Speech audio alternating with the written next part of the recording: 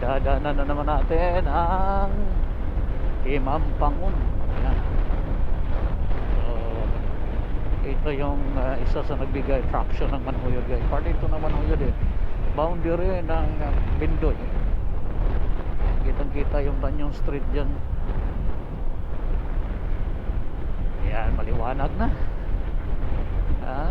Medyo may mga pag-ambon lang, pero ito malamang pupunta itong mga ito doon sa may DSB. Pupuntahan natin yung iba na yan.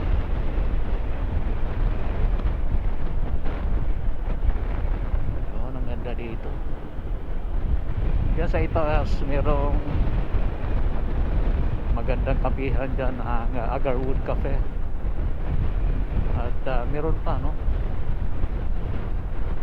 na iba pa sama dito sa mga municipality of Bindoy. Ito ano na ito eh, magkadikit na ito ng Bindoy, ang Bindoy at ang